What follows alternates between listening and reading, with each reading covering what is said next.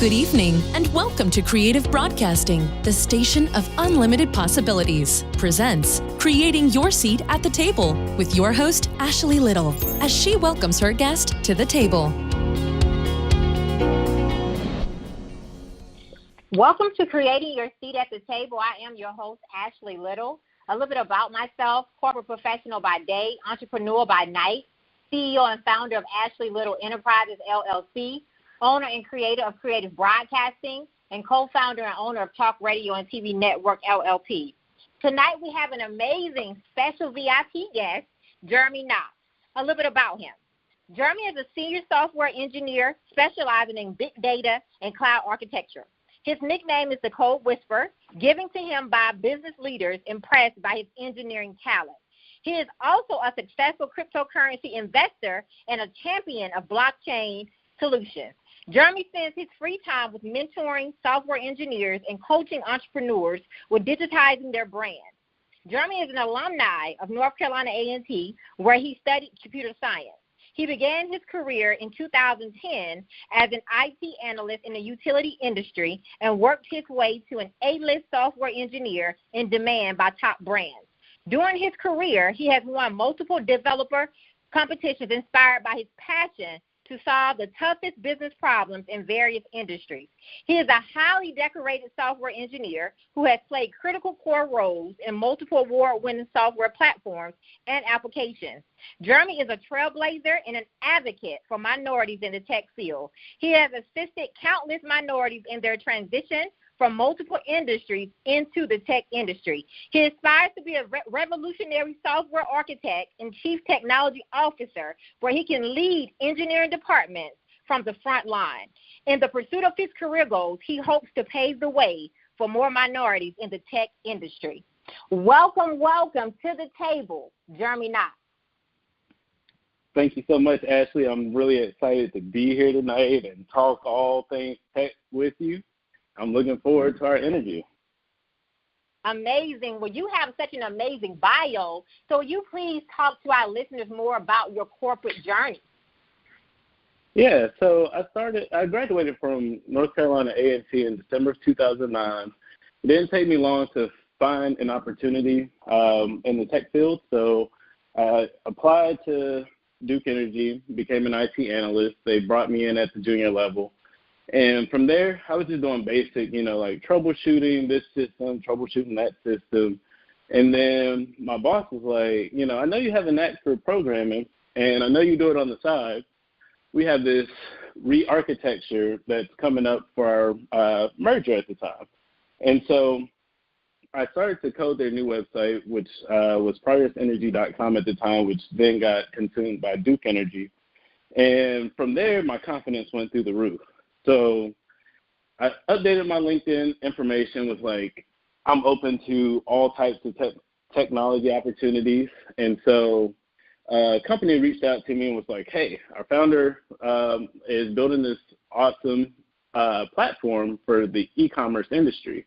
And so I was very intrigued by the technology. Then she was like, he also loves Star Wars. So I was like, I'm sold. So I went in for the interview and crushed it, and they were impressed. So that was my intro into software engineering. They brought me in at the middle tier, which was really unheard of at that time, because typically you have to go through anywhere between 2 to 3 years as a junior before you move up into the next role. So they brought me straight in at the middle tier and put me on their core platform. From there, in a startup, I learned so much knowledge. I call that my grad school. So that was my master's and my PhD program, condensed all into a year and 11 months. So I got my skills up. And, after countless hours of, self-study, playing and tinkering with different technologies, got my confidence up and was like, you know what, it's time to progress my journey. So I left a little under 2 years, joined another startup, and this startup ended up getting acquired by a corporate giant because of our revolutionary platform that we created. It was a telephony / chat / video application all wrapped in one. Like, their competition would be someone like Zoom or Slack, Google Hangouts, all of those applications into one. So once we got acquired, and I ended up completing a major project that influenced every last customer of our platform, which was over 1 million at the time, 1 million users, I ended up achieving the rank of senior software engineer. And I did that very early in my career. I did that within 5 years of that transition from IT analyst over into software engineer. And in order to achieve a senior software engineer rank, you had to be in that middle tier for at least 5 to 6 years and have a great understanding of all types of architecture, platforms, and different coding styles. And I learned all of that in those 2 careers. I utilized that like I did my education at A&T. I took advantage of all types of opportunities, learning from different ranks, from juniors all the way up to architects, and even had seats at the table with VPs and senior VPs, and had some influence on some major architectural decisions. So once I achieved that senior software engineer rank, and I saw that I was kind of plateauing at that point, you don't like to be the big fish in a small pond. It was time to elevate and jump into a new pond. And so now I'm in a startup that's more of a mature startup. We're approaching that big enterprise level, and I'm on one of the core teams that handles all things data. I'm really huge into big data and cloud architecture, and so that's just where I've been thriving lately. Well, I want to say you have an amazing journey, and I just want to touch on some things that you spoke about. You were talking about how you started out in a startup, and a lot of people, they get scared of that because you can go either way, right? It's a big risk. So can you talk a little bit more about how those startups help you create those opportunities? Because, you have some people that might be listening that might have had those opportunities, but they passed up on to doing something with another company that's been there longer because of the risk that they were going to have to take.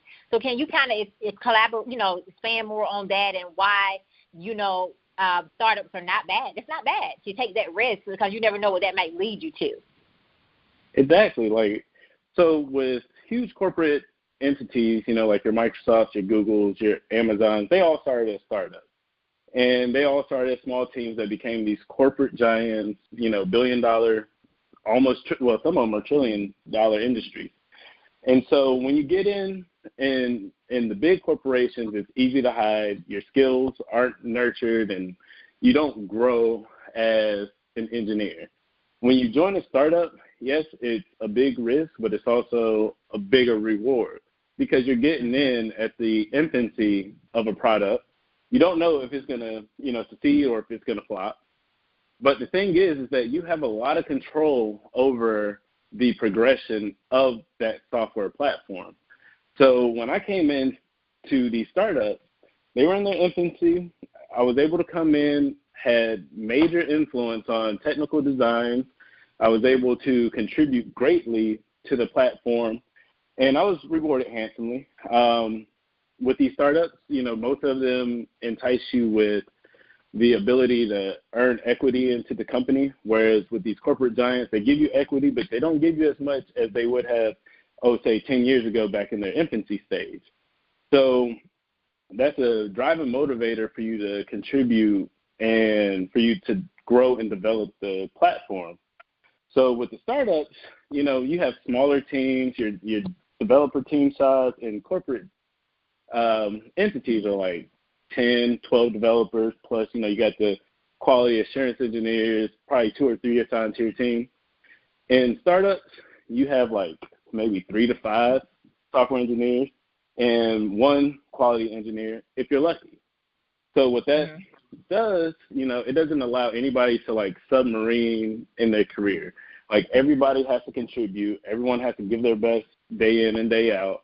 And the rewards, you get those huge victories, you sign a customer, let's say DraftKings or something like that. You just are over exuberant.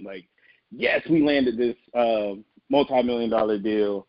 And I know that I had a hand in that because I was one of the core engineers that helped grow this platform to be able to market to that type of customer. Mm-hmm. You're not dealing, like with the small mom and pop shop. Now you're in the big leagues.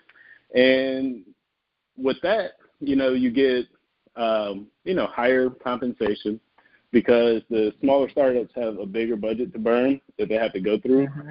And so instead of dividing that budget across 12 to 14 engineers per team, they have to divide it across 3 to 5 engineers. So yes, it's more work. Yes, it's more hours, but you also get more compensation, more equity. Your perks are amazing. Like with startups, it's a real relaxed environment. I don't think I've worn any kind of business casual since my first job. And if I did, it was just because I wanted to look nice at work. T-shirt, jeans, shorts, tennis shoes. Like, there's so many perks that come along with those startups because what they desire is innovation. And they feel that if they place all of these, like, regulations and, dress codes on their employees, that they're not going to be innovative. They're going to be concerned about what they're going to wear when they wake up. Like, that's one less decision that I have to make. So that's one more decision that I could put into the platform. So those are like some of the amazing perks that come along with working for startups. And honestly, like when you interview at these startups, they're not just interviewing you, you interview them. So what you have to figure out is, what is your vision? Like with my most recent company, like I talked to the CEO directly. He called my cell phone and I was like, so what is your vision? Where are you going to take this platform? What do you see, 5 to 10 years from now? And how can I be a part of that? And then I'm going to tell you how I can help you get to that level.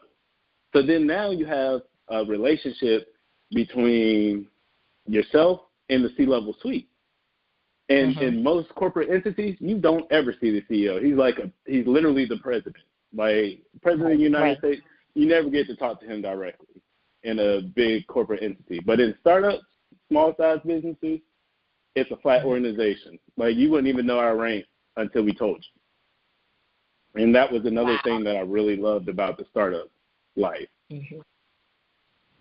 Which is amazing because, you were promoted in less than 5 years. So super congratulations on that awesome accomplishment. Thank you. So would you please tell us more about your position as a senior software engineer, some of the things that you do? Because I know you specialize in big data and cloud architecture. So can you kind of expand more on what you do? Yeah, so I'll start with the role of a senior software engineer. Essentially, you're an engineer that takes on leadership roles when it comes down to like design decisions, being able to map out major projects, and working across teams. You're typically a subject matter expert of the field that you're in. So like for right now, I am a subject matter expert in all things data for our team. So it's up to me to come up with quality designs that will be able to scale and be robust and that will support our customers. And we also have that, that kind of managerial kind of delegation that happens as well, because as a senior, you're more looking at the big picture than the small picture. So you're not just, coding one small thing. You're looking at the entire application in the area that you're working in, and you're able to, delegate to other engineers different tasks to help you get to that goal. That was, when I demonstrated that ability, that was with the notification service that I was talking about at the beginning of the program, where it influences all of our customers. It was a business problem that we had, and the company entrusted the design and the delivery and execution of the platform in my hands. So I came up with a design. I was able to piece off different pieces of the design, pass it off to other teams, other engineers, and then be able to unify it all. And so that's why being able to demonstrate leadership, especially in the 11th hours, what I call it, your back is against the wall, you have a tight deadline, being able to lead people through influence and not through mandate is a gift. It is an art. Being able to delegate a task to someone and they want to take it on, not being forced to take it on, which we call voluntold, is an art. And so that's what it's like to be a senior software engineer. It is definitely more responsibility than that middle tier because your neck is on the line if a project fails. But in software engineering, we know things happen. We know not all ideas are successful. So being able to handle failure with success synonymously is a key part to this role.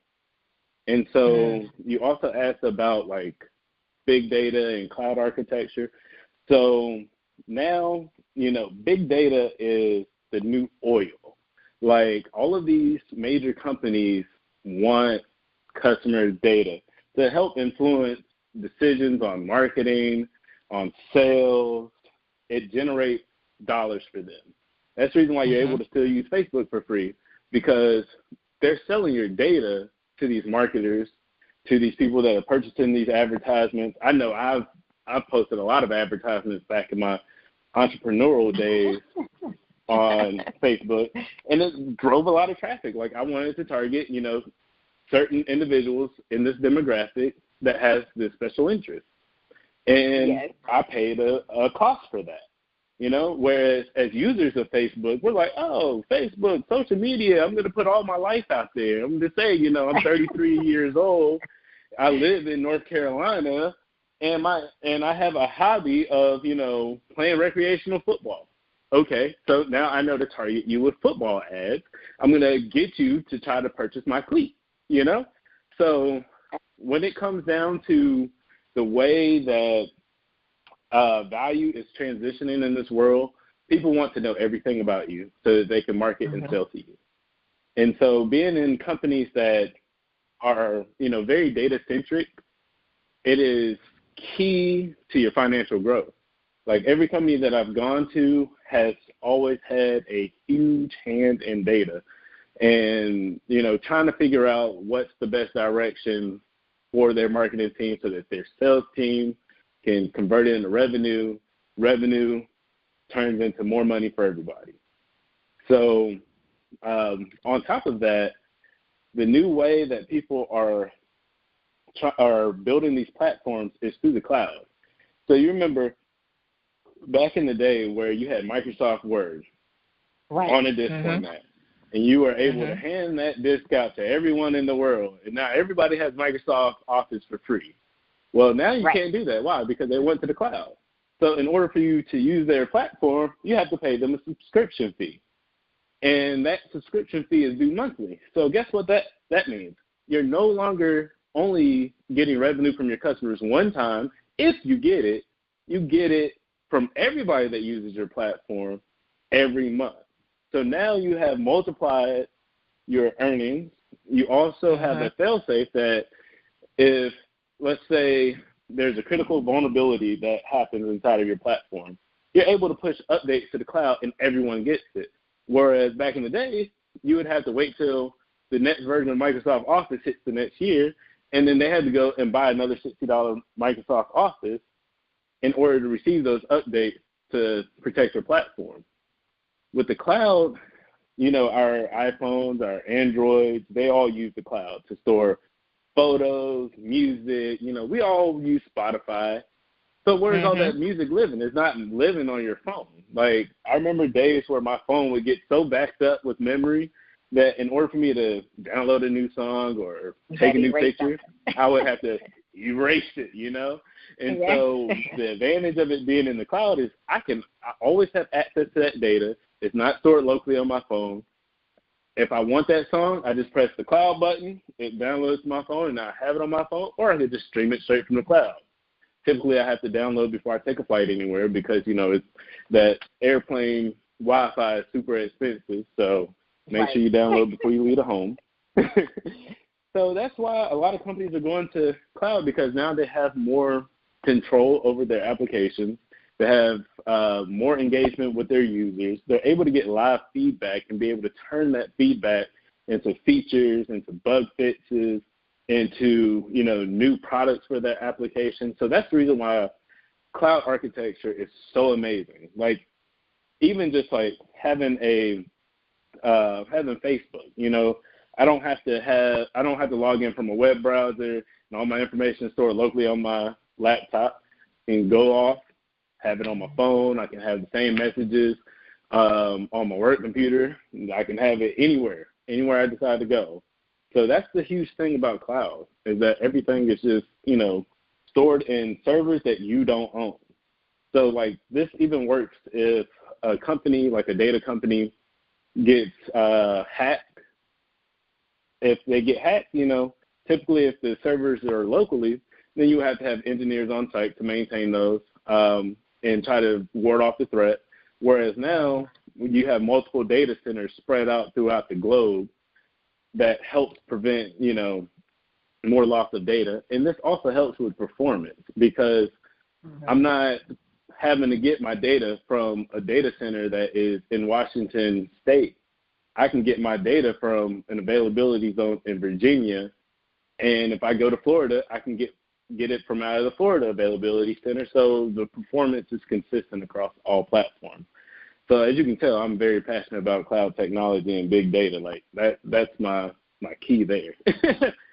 Yes, you are. Yes, you are. And it's amazing because you've taught us a lot just having that conversation, which leads me to LinkedIn, because I know that's something you're very big on and you're very passionate about LinkedIn, which has led you into all of these opportunities that you have created for yourself. So why should everyone have a LinkedIn profile? Why is that so important with that, in order to get to the next level? So I always harp on people needing to develop that professional LinkedIn profile because, honestly, all my opportunities came through LinkedIn because you have a one-stop shop that tells you everything about Jeremy Knox. It tells you my summary, my little bio. It tells you about my work history, my experience. It tells you about where I went to school. And it also has a recommendations column where other people that have worked with you in the past can now, speak good things about you or speak negative if they want to. And people can get all of that information in one place. So now when I'm at recruiting fairs, I don't say, take my business card, email me your resume, or do you have a physical copy of your resume that I can take back to the office? No, I say, connect with me on LinkedIn, and then we'll have a conversation from there because at that point, now I have your resume, I have a method of contact with you, and I also can see your activities, your honors, your recommendations. I can get to know you professionally through LinkedIn. And I've leveraged it so much through my career that, I have to turn notifications off of LinkedIn because based off of your resume, there are certain keywords that, these recruiters will search for. So like I said, everything is all about data, and that's the new oil. So now recruiters have a reason to pay LinkedIn for that premium aspect so that they can message potential candidates to get, new employees interested into their company. So I've had multiple conversations with Microsoft, Google, Amazon, Facebook, and I didn't even apply to them. I didn't even care to apply to them. They came to me, and that was because of the keywords that I had in my profile. You did Java, Node, JS, Go language. You're huge in the cloud architecture. I see that you supported multiple massive enterprise systems over the course of your career. And we also are looking for senior software engineers, which is in your title. Would you like to have a conversation with our engineers to see if Facebook is a good opportunity for you? And so that helps you get your foot in the door day one. Like you don't have to go to their website, facebook.com/career. None of that. They come looking for you.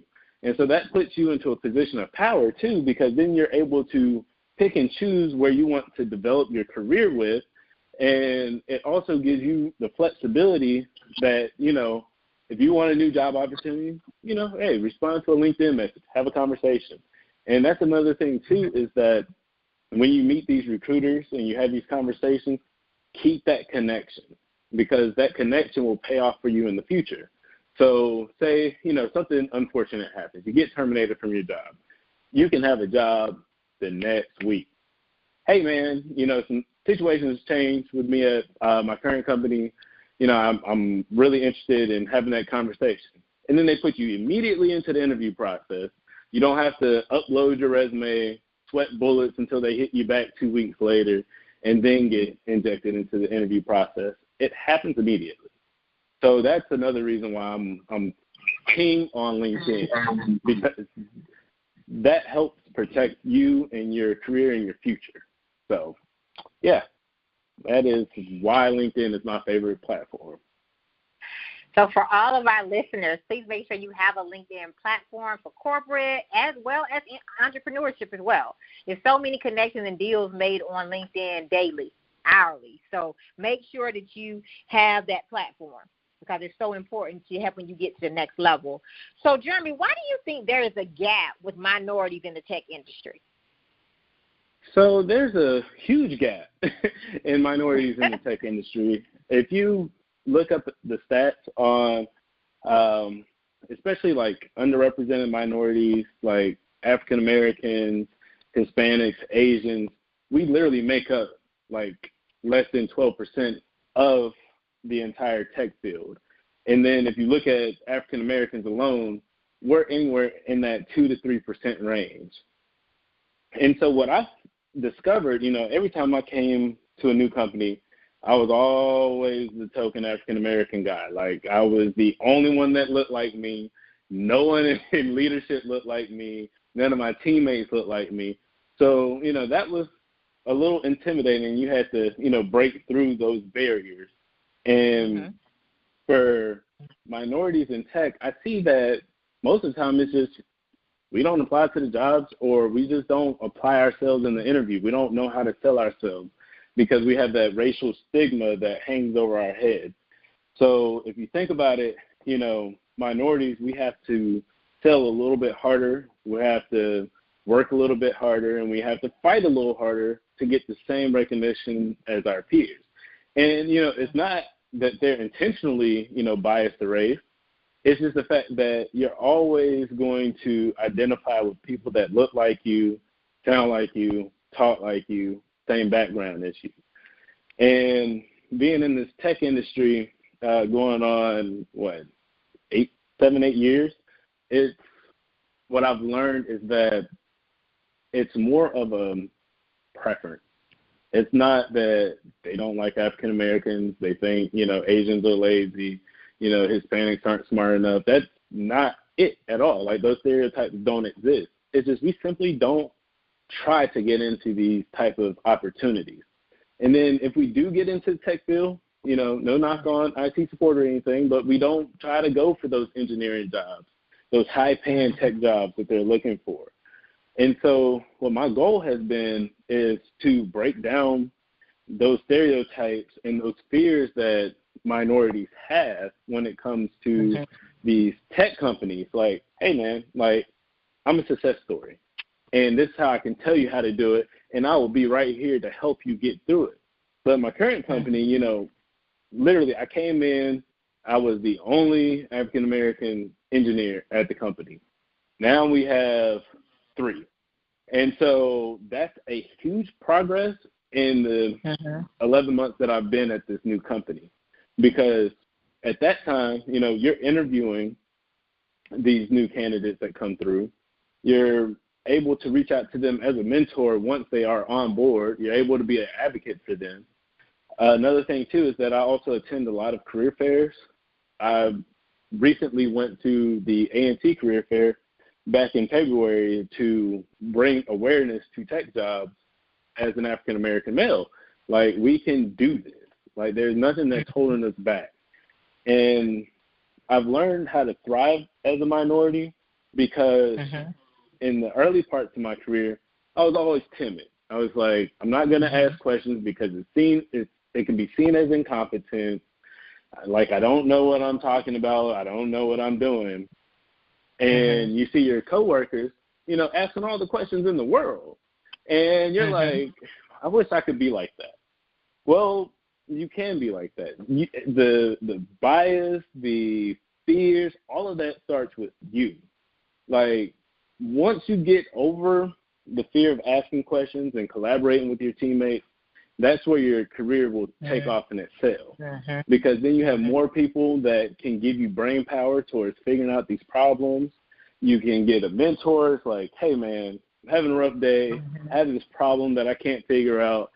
You got 10 minutes that we can whiteboard this design and you tell me where I'm going wrong? Yeah, sure, Knox, I got you. And then you're in there and you're having a conversation with an architect and drawing out this massive design, and then that leads you to your promotion to senior. That gives you that 35 to 40% increase in your salary and gives you a seat at the table with equity. So what I would do if I could go back in time to talk to my younger self, ask questions earlier, collaborate earlier.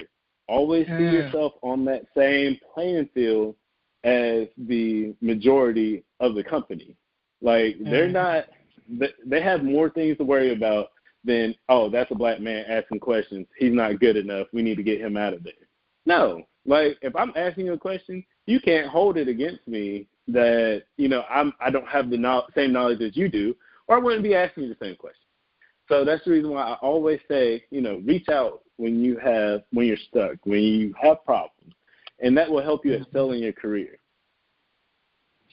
I love that because, sometimes as minorities, we get afraid to get it to the table, and, exposure and experience is so important, right? It's so valuable. So why is it important for us to be at the table with people who don't look like us? Why is that so important to be able to get that exposure and that experience? I know you touched on that a little bit, but it's so important for us to be able to be okay with that, because I think some people are limited that the table has to look like them. No, the table don't have to look like you, because you need to be able to get that exposure and that experience to be able to get to the next level, right? Exactly. And so with getting to that table, it's literally you have the same amount of work as your peer. Like, everything in the tech industry is merit-based. Like, hey, I wrote this notification system. He wrote a different system. We sit at the same table. Like, I'm able to influence decisions of how the platform is going to progress. Like, if I'm scared to sit at that table and not have those crucial conversations, then that's when I could get lost in the company and then eventually get exited out. Like, when you have that position to voice your opinion, show data of why you think that, this idea is amazing or why it sucks, like, that right there will elevate you in their eyes. And I've always noticed that when it's a minority stepping up to the plate, their teammates are more excited, they're more passionate, because now you've taken the race, you've taken the gender inequality out of the equation, and they can talk to you as a peer. Like, they don't see, they begin to x-ray vision, I still don't look like you, but intelligence, we have the same, if not, equal intelligence there. Like, there's nothing, your skin color does not dictate your IQ, your intelligence, or any of that sort. And so that's why I always find it important to always assert yourself into these positions and also to voice those opinions. Like, your opinions matter. Doesn't matter what your background is. It doesn't matter what school you attended. Like, I'm always proudly running around. Yeah, we have recruiting people, going to A&T. I'm the one in town hall. Aggie Pride, it's cool. They love it. They get a whole thrill out of it. Then you have a whole conversation about your alma mater, and then you're like, this is where I came from. And so then that breaks down barriers for other people that come from there. And so, shortly after I got into the company that I'm at, there was another Aggie that got hired on, because now they're not looking at HBCUs as, underfunded. They don't have the quality of programs to get you in. I'm in the same company as people that went to Harvard and Yale and all this other stuff. Like, these guys are geniuses. I'm a genius. Let's all sit down and have a conversation at the table. I love it. Which is why you have won multiple developer competitions inspired by your passion to solve the toughest business problems in various industries. So you please share with us how you were able to reach and accomplish such amazing goals. Yeah, so at every company, in order to inspire innovation and new products and new features for their platform, they will give a week-long developer competition. Sometimes companies have them more often than others, but at every company, I've always sought out product managers, product owners, and I wanted to understand customers' pain points. At one company, they were like, man, I wish I could just export all the images for my SKUs on my marketplace and be able to upload, delete old ones, and then re-upload. And I was like, you know what? That would be a genius idea. If I could, take on that customer's problem and produce it into a actual feature that can get integrated into the platform. And so with these competitions, you're put up against everyone in the department that participates, which is typically 95% of the department. And what they do is you have a week to hack it out. We call them hackathons. You'll form different teams. You'll code. You'll get it tested. And then you have these presentations at the end of the week. And the panel consists of typically the C-level suite. So your CEO, your COO, CMO, they're all there. They're judging your competition. Chief product owner, we're judging. We're going to pick the best projects out of here, and we're going to reward you with a prize at the end of it, along with whatever certificate or plaque. And so at every company that I've been at, I've always won my first hackathon because I was able to come in with a fresh vision, fresh ideas to their customers' problems. And so what that does when you win a hackathon, it goes out to the entire company. Your name is on that list. You form a team, you hack it out, and then next thing you know, you're elevated to a position of influence. Because now they're like, oh, Knox is probably legit. Like, he came in and did this and solved this problem that we've been having an issue trying to figure out. Yeah. So I get a huge thrill out of those competitions because it gives me the freedom to be able to tackle a problem however I want to do it, have no constraints. I'm not forced to do it, so I don't have to worry about, working nights and weekends on a problem I don't like. I'm over here enjoying my passion, And so with these competitions, you're going against the best developers in your company. And you have to be able to compete on their level. You're not just competing with juniors, mid-levels, and other seniors. No, you're competing against tech leads, principal engineers, architects. So people that have 15, 20, 30 years of experience, you're going toe-to-toe with them in the boxing ring. And so it's always filled me with a sense of pride every time, I see my name on that list. And, it's kind of crazy because it's like, are you able to do it again? Can you do it again? Oh, I'm going to do it again. And that is the best feeling in the world. Well, I can tell that you're super passionate about that, which is why you're super amazing in what you do. So I know that your plan is to help our minorities, get into the tech industry and be able to change, the stereotype. So what are some strategies you would give to minorities who are looking to transition over to the tech field? So the main thing that I would give them is to start learning. Like, don't wait and take a program or take a boot camp or have to get a degree. No, we hire people that have literally history degrees, and they become senior engineers over their career. And it's because what they do is they come in and they hit up YouTube or udemy.com, some courses they could look at home, and then they start to apply that knowledge. And so when people come to me and it's like, hey, Knox, man, I need a career transition. Like, it's not as lucrative as I thought it would be.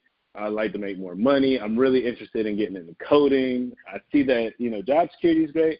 I'm like, all right, well, this is what I need you to do. And what I call this is like my vetting process. So I'll go through a conversation with them, see where they want to go into their career. Are you more user interface, or do you like solving the big data problems? And then based off of that, I start to point them to different resources. The majority of them are free because the internet, everybody puts their code out there. They have tutorials. You can YouTube any language, and you will have somebody that's going to come up and have a tutorial series that will walk you through it. And so I always leave them with a problem because that's how I learn. I can't learn through somebody just talking to me, talking at me. Like, I need to be able to do hands-on stuff. I need to be able to go figure it out on my own. So I'm like, all right, well, launch a website using Amazon Web Services, an EC2 instance, and I want you to make a REST call to this EC2 instance that says hello world. And so what that does, it's an easy problem when you're on this side, but it's almost like a mountain to them. And so what you want them to do is to start that investigation, troubleshooting, research style mentality, because with software engineering, I would say it's 90% thinking, 10% actual coding. Because once you understand the problem and you have a vision of the solution, all you have to do is apply code to get to that solution. And so I'm like, all right, take this problem on. You have problems, come to me, talk to me, ask me questions. Because then that gives them that experience of collaboration. Because what people don't understand is that it's a team effort. It's not an individual effort.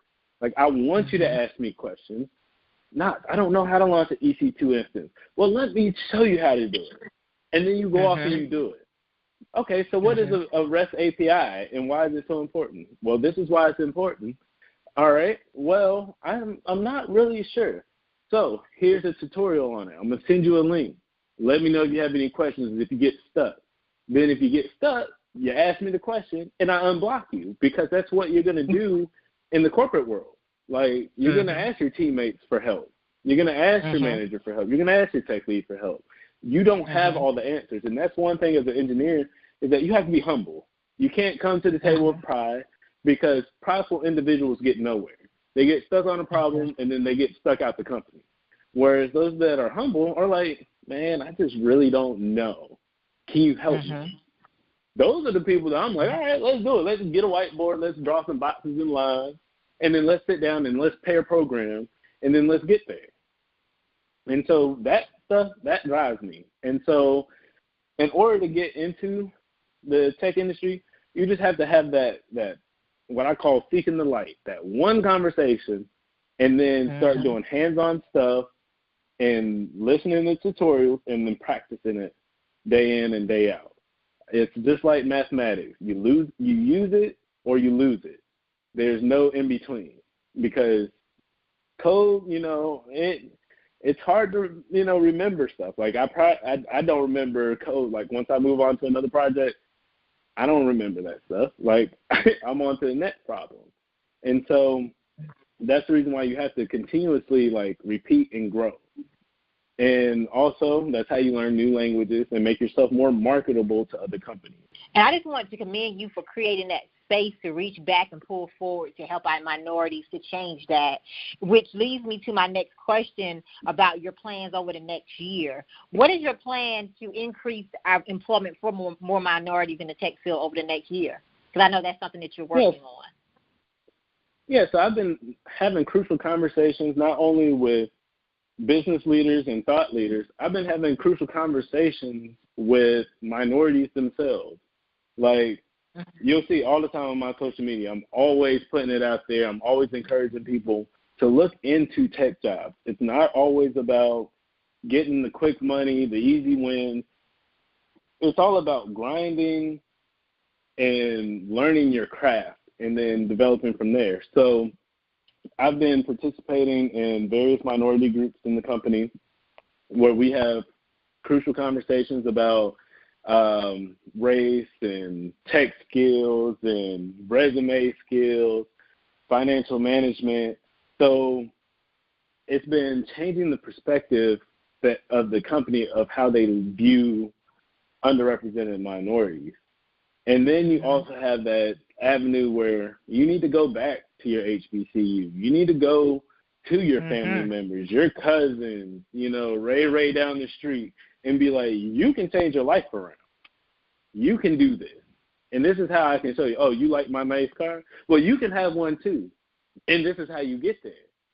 And at that, because when we were growing up, you saw the rap stars, you saw the R&B artists with these lavish lives and stuff like that. No one ever talked about tech. No one ever talked about engineering. And if you look at engineers, they have sustainable financial success over time than their counterparts in the rap industry and in the, other industries that we idolize, like I have more money than an NFL star because why? They go out here, they blow it. They don't know how to budget it. And then that's, they're working at car dealerships, selling cars. So, no knock against car salesmen or anything, but that shows you how the mighty can fall. Whereas with engineering, you have that steady progression, that steady wealth over time. And that's another thing that I've been trying to get at with our youth as well is like, don't look at what's on TV. Don't look at the media. Like they're trying to trap you into this system of financial slavery. Start thinking outside of the box. Like what is the most in demand right now? It's software engineers. Everyone needs software engineers, but there is such a shortage of software engineers because everyone's timid about breaking into that tech atmosphere, and they really should not be. Because it's not as hard as the media portrays it. Oh, you have to wear glasses and bifocals and sit in front of a computer and watch nerd programs on TV while coding. No, I'm a cool cat. Like, you wouldn't be able to tell I was a software engineer just looking at me on the street and talking to me regularly, I'm a nerd at heart, but, I'm not over here wearing the bifocals and the mandals, the Jesus handles that these guys be out here wearing. Like, I got a little swag with me. My company is huge on pink. I got the Vapor Max pink shoes on. I rock it with, some good designer jeans. But, I don't have to sit here and nerd out. If I wanted to nerd out, I could be out here like Steve Urkel, but that's just not my style. So, having to break down those barriers and stereotypes and stigmas has been a challenge. But, as time progresses, all I'm doing is just having these conversations with minorities. I'm having these conversations with business leaders. I'm at the table. Like, I talk to my CEO pretty frequently. The thing is being able to get in, infiltrate, and be able to help grow not only the company, but grow you and your community together.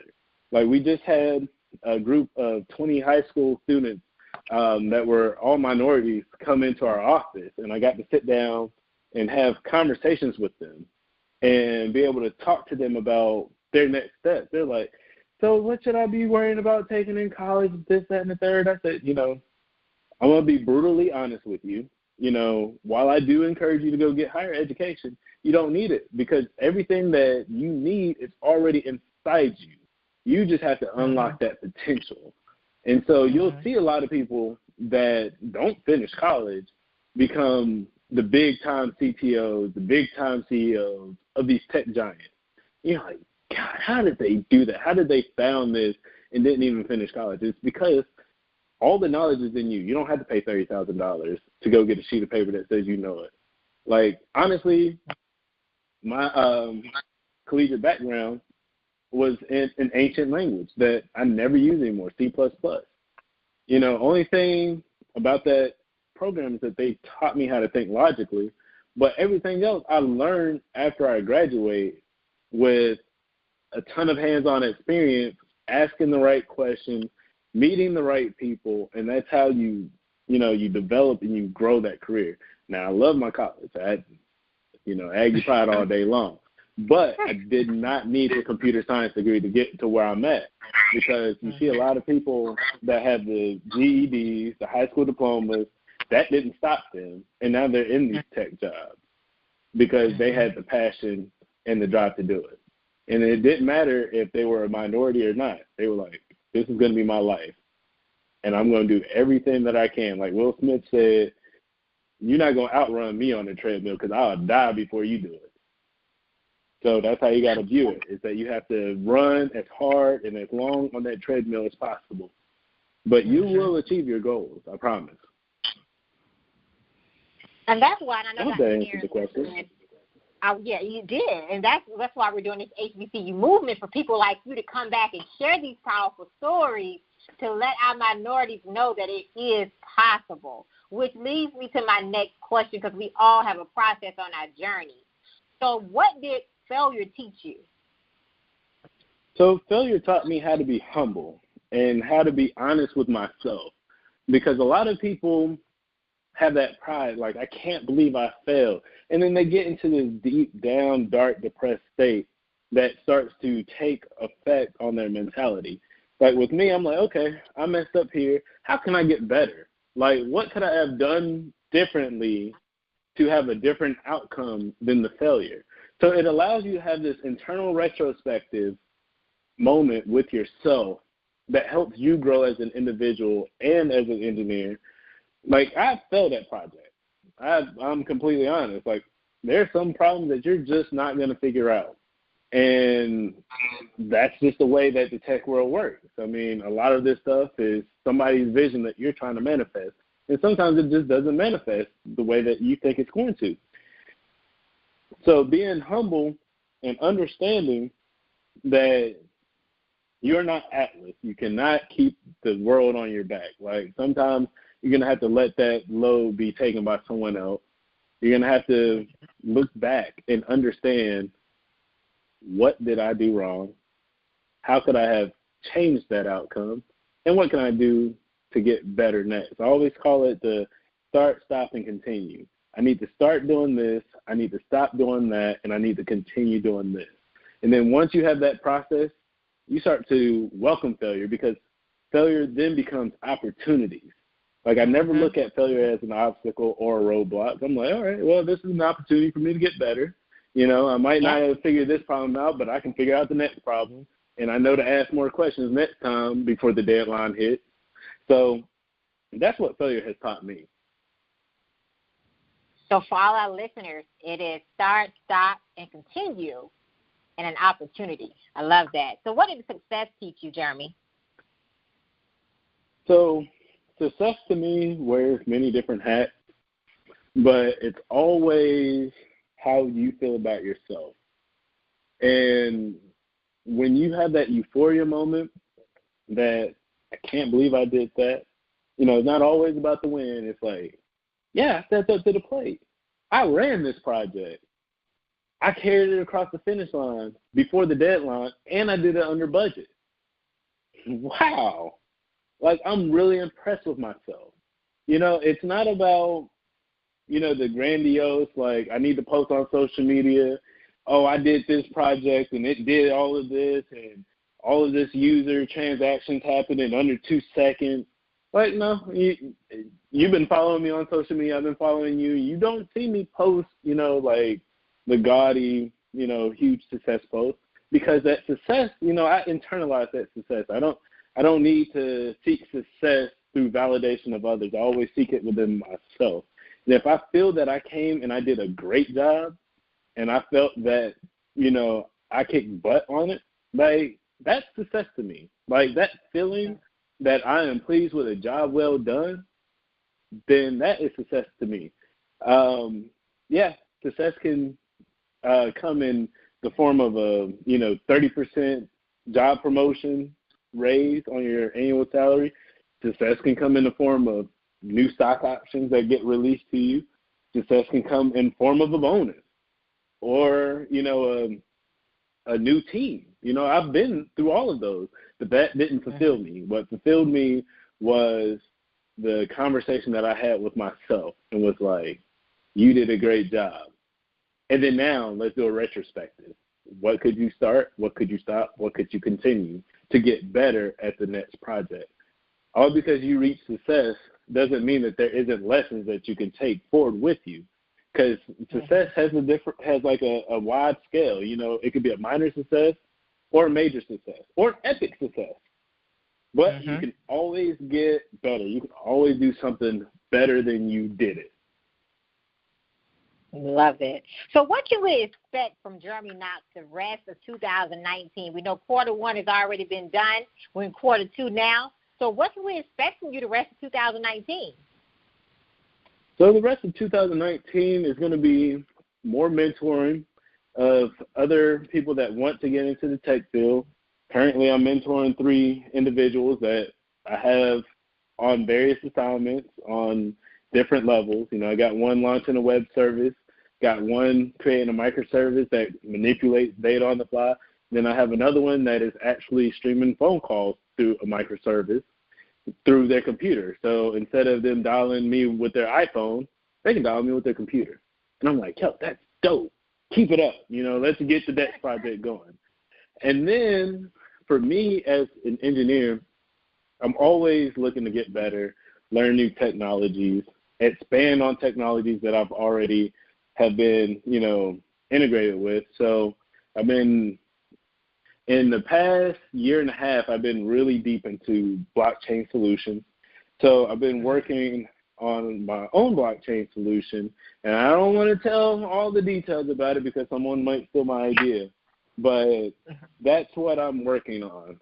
And I'm trying to get into this next internet-style boom, because the same way that the internet and email happened back in that 1998 through 2003 hype cycle is the same way that people are viewing blockchain. It's going to be the next version of the internet. Internet 3.0 right there in your face.